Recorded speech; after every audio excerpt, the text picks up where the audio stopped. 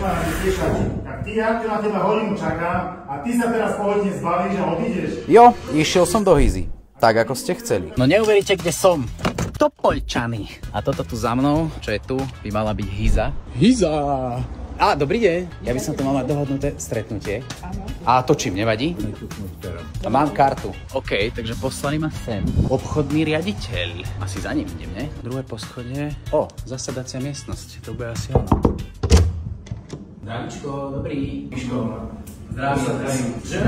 Ja vás zastavím vám, Miško, len trošku si nejaké veci musíme vysvetliť. Tie vaše vyjadrenia, alebo nejaké tie ataky osočované na tých sociálnych sieťach Olivera a našej spoločnosti, myslím, to nebolo celkom korektné. Počkaj, si teraz robíte srandu?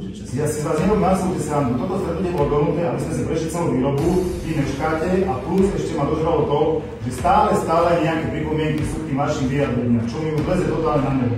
Ja keby som ja nemal inú robotu a stále riešim tie vaše vyjadrenia. Čo ja si rozprávam na sociálnych sieťach, je čisto moja vec. Tak ale to je možno vážne, možno to nepochopil, ale tie si na to reagujú proste a stále majú nejaké pripomienky, tí zákazníci, tí kľúčoví zákazníci a tak ďalej. No je dobré, ale vy musíte byť predsa pripravení na to, že sa niekto ozve a povie, čo ale nie je úplne... keď sa niekto povie nejakú normálnu vec, tak je to úplne v pohode, ale keď tam začne niekto treskať kraviny, tak potom sa ťažko vysvetľuje takéto niečo. Dobre, ja som sa určite nevyšiel toto riešiť, takže asi vám ďakujem za tento čas. Čo ma na tešať?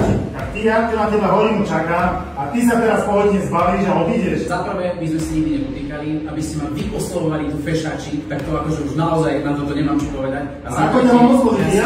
Ja tu na teba čakám, mám na ja tu absolútne všetko zaujímam. Hodinu na teba čakám a ty máš ten chokmes, aby si odrazil časový harmonogram. Vy nemáte čo hovoriť o chokmese, ani sme si nepotýkali a rozprávate si. Ale ja si myslím, že máme dosť veľký vekový rozdiel, aby som tých ľudí mohol týkať. Ale vy ste není v pozícii. Dobre, viete čo, ja to neviem starať čas. Ďakujem vám za váš čas. Aké pozícii? Toto mi úplne stačí. Dovidenia, môžem osadiť naše kúrenci. No a toto príjemné stretnutie nie je všetko. Má to totiž pokračovanie.